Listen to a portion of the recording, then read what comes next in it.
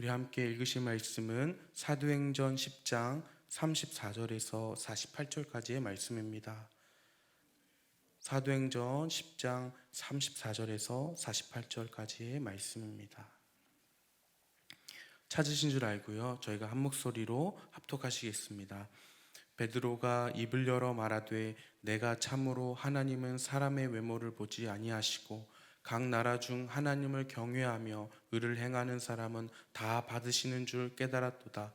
만유의 주 되신 예수 그리스도로 말미암아 화평의 복음을 전하사 이스라엘 자손들에게 보내신 말씀 곧 요한이 그 침례를 반포한 후에 갈릴리에서 시작하여 온 유대에 두루 전파된 그것을 너희도 알거니와 하나님이 나사렛 예수에게 성령과 능력을 기름 붓듯 하셨음에 그가 두루 다니시며 선한 일을 행하시고 마귀에게 눌린 모든 사람을 고치셨으니 이는 하나님이 함께 하셨음이라.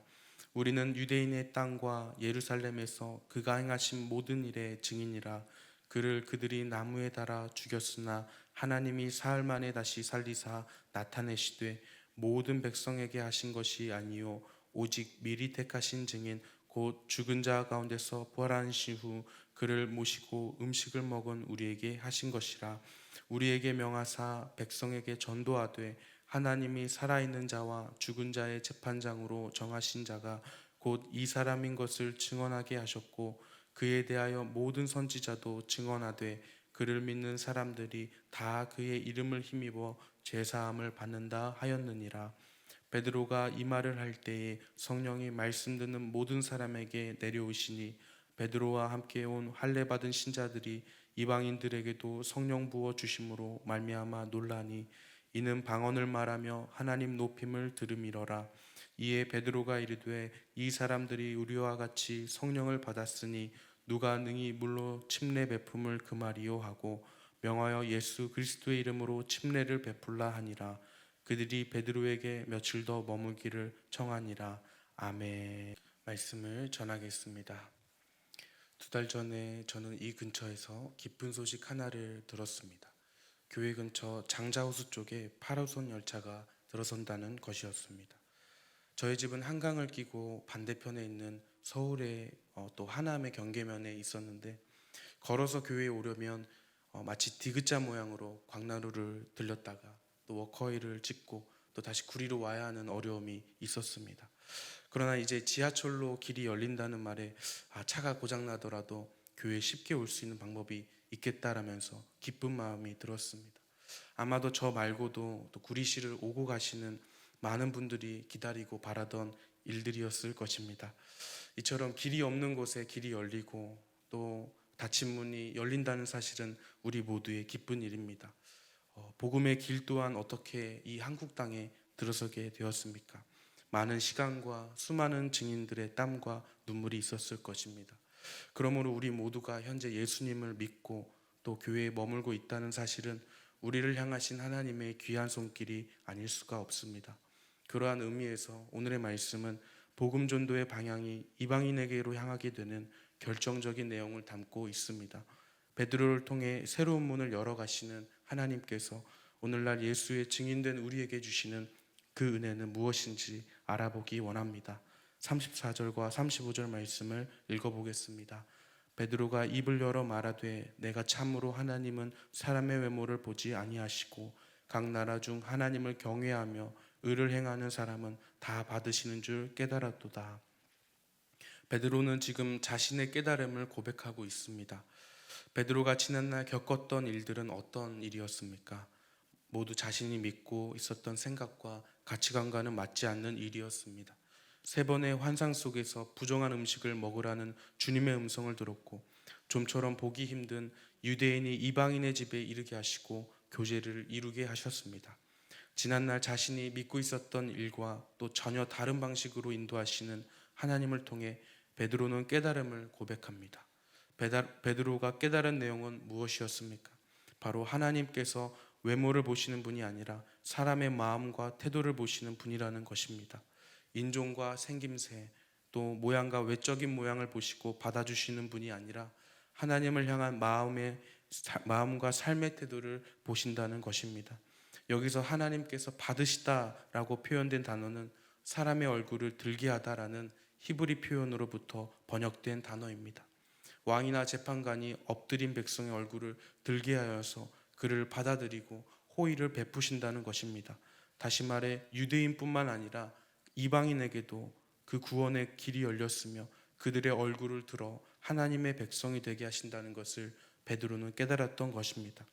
이처럼 베드로를 깨닫게 하시는 하나님의 손길을 통해 우리가 알 수 있는 것은 무엇입니까? 바로 예수님의 증인은 완성형이 아니라 성장형이라는 것입니다. 어부였던 베드로는 예수님을 만나 사도가 되었을 때까지 언제나 주님께서 베드로를 알게 하시고 깨닫게 하시고 자라게 하셨음을 봅니다. 하루아침에 완성되는 그런 증인이 아니라 주님의 은혜로 그 지평이 넓어져가는 성장형 증인임을 말해주고 있습니다. 우리의 삶 가운데서도 하나님께서 우리를 완성된 그리스도인으로 부르신 것이 아님을 기억해야 합니다.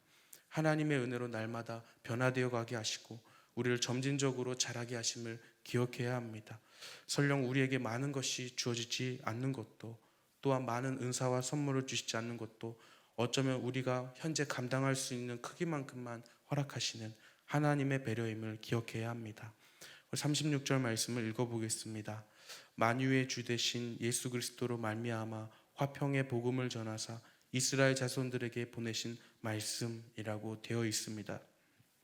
베드로가 깨달은 예수 그리스도는 유대인의 주님 되심이 아니라 만민의 주님이었습니다. 그 만민의 주님을 통해 이루어진 복음은 어떤 복음이라고 말하고 있습니까? 바로 화평의 복음입니다. 여기서 화평의 의미는 예수 그리스도께서 하나님과 인간 사이를 화평하게 하신다는 뜻이고, 또 이를 통하여 모든 사람 가운데 지역을 넘어 나라를 넘어 민족을 넘어서 화목을 이루게 하신다는 것입니다. 오늘 이와 같이 베드로가 이방인에게 복음을 전하는 일보다 자신이 먼저 변화되었다는 사실을 기억해야 합니다.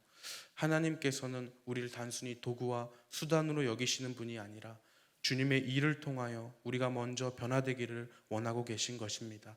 그러므로 우리에게 맡겨주신 일에 충성으로 감당해야 하는 이유는 그 일을 통하여 우리를 변화시키고 성장시키시는 하나님의 손길이기 때문입니다. 그렇게 베드로는 고넬료와 그의 무리들에게 말씀을 전하기 시작합니다. 개인적으로 36절부터 43절까지 베드로가 전하는 복음을 묵상해 보았을 때 지난날 베드로는 이방인들을 만날 때마다 복음을 감추거나 고개를 돌렸던 사람이었습니다. 그러나 이제는 이들에게 복음을 처음부터 끝까지 아낌없이 전할 것 같다라는 그런 마음으로 묵상이 됩니다. 그래서 37절에서는 처음 예수님이 오실 길을 예비했던 침례 요한의 이야기를 전하고, 또 38절에서 40절까지는 예수님의 공생의 사역과 십자가 죽음과 부활을 전하고 있습니다.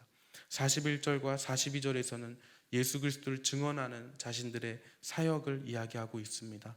마지막으로 43절의 말씀으로 베드로가 전했을 때 놀라운 일이 일어나게 됩니다. 우리 43절과 44절 말씀을 읽어보겠습니다. 그에 대하여 모든 선지자도 증언하되 그를 믿는 사람들이 다 그의 이름을 힘입어 죄사함을 받는다 하였느니라. 베드로가 이 말을 할 때에 성령이 말씀 듣는 모든 사람에게 내려오시니. 아멘. 그를 믿는 사람들이 예수의 이름으로 죄사함을 받는다고 말할 때에 베드로가 예수의 이름을 믿는 누구든지 죄사함을 받는다라고 말할 때 그때 성령이 임했다고 성경은 기록하고 있습니다. 죄사함이 나라를 떠나 민족을 떠나 예수 그리스도를 믿는 모든 사람에게 이루어진다는 그 말씀 앞에 성령께서 강림하신 것입니다. 이것으로 베드로는 이방 선교가 하나님의 뜻임을 깨닫게 됩니다. 그래서 11장에서는 예루살렘으로 돌아가서 자신이 겪었던 현장의 상황을 다음과 같이 보고합니다. 그런즉 하나님이 우리가 주 예수 그리스도를 믿을 때에 주신 것과 같은 선물을 그들에게도 주셨으니 내가 누구이기에 하나님을 능히 막겠느냐 하더라. 이방인을 향한 하나님의 뜻을 막을 수 없음을 고백하고 있습니다. 마지막으로 본문의 45절 말씀을 읽어보겠습니다. 베드로와 함께 온 할례 받은 신자들이 이방인들에게도 성령 부어 주심으로 말미암아 놀라니. 본문의 시작에서 베드로는 하나님의 뜻을 깨달았다고 고백했지만 실제로 성령이 이방인들에게 임했을 때 베드로도 함께 놀랐다고 말하고 있습니다. 베드로는 당연한 반응으로 여긴 것이 아니라 함께 놀랐다고 말합니다. 과연 우리의 입술의 고백과 깨달음이 온전한 깨달음인가 바라보게 됩니다. 때로는 우리의 삶에도 입술로 시인하고 깨달았다고 말했어도 우리는 진정으로 깨닫지 못할 수 있는 연약한 존재임을 보여주고 있습니다. 그렇기 때문에 우리는 하나님의 은혜가 더욱 필요합니다. 하나님의 개입하심으로 나의 편견을 내려놓고 주님의 더 크신 뜻을 발견할 수 있도록 은혜를 간구해야 합니다. 때로는 우리의 깨달음은 하나님을 놀라게 할 만큼의 깨달음이 아니라 언제나 무한하신 하나님의 자그마한 발견임을 기억해야 합니다. 그러므로 우리의 깨달음과 입술의 고백은 하나님보다 앞서지 아니하며 하나님의 일에 언제나 놀랄 수 있는 증인의 고백임을 기억해야 합니다. 말씀을 맺고자 합니다. 하나님께서는 우리를 예수 그리스도의 증인으로 세우셨습니다. 그러나 이 증인은 하나님의 손길로 다듬어지며 성장해 나가는 하나님의 증인입니다. 하나님께서 베드로를 어부에서 유대인의 사도로, 또 유대인의 사도에서 이방인의 선교를 꿈꾸는 자로 변화시킨 것처럼 우리 모든 성도님들의 삶 가운데서도 자라게 하시고 또 성장하게 하시는 하나님을 믿으시며 오늘 하루 주어진 하루의 일상을 충성된 증인으로 살아가시는 우리 모든 성도님들 되시기를 예수 그리스도의 이름으로 축복합니다. 아멘. 기도하시겠습니다. 하나님 아버지, 은혜를 감사드립니다. 하나님, 우리를 예수 그리스도의 공로를 통하여 주의 자녀가 되게 하심을 감사드립니다. 하나님, 이제는 우리를 증인으로 세우셨으니 하나님, 주님의 성장하시고 또 자라게 하시는 그 은혜를 우리가 누릴 수 있도록 붙들어 주시옵소서. 하나님, 이 새벽날 주님 앞에 기도와 간구의 제목을 들고 나온 우리 성도님들을 기억하여 주시고 한나가 기도했을 때에 주님께서 그 눈물을 거두시고 기쁨으로 바꿔주셨듯이 우리 성도님들의 모든 기도 가운데 하나님 함께해 주셔서 능히 아버지 축복하여 주시옵소서. 하나님 감사합니다. 예수님의 이름으로 기도드렸습니다. 아멘. 함께 주기도문으로 마치시겠습니다. 하늘에 계신 우리 아버지여, 이름이 거룩히 여김을 받으시오며 나라가 임하시오며 뜻이 하늘에서 이루어진 것 같이 땅에서도 이루어지이다. 오늘 우리에게 일용할 양식을 주시옵고 우리가 우리에게 죄 지은 자를 사하여 준 것 같이 우리 죄를 사하여 주시옵고 우리를 시험에 들게 하지 마시옵고 다만 악에서 구하시옵소서. 나라와 권세와 영광이 아버지께 영원히 있사옵나이다. 아멘.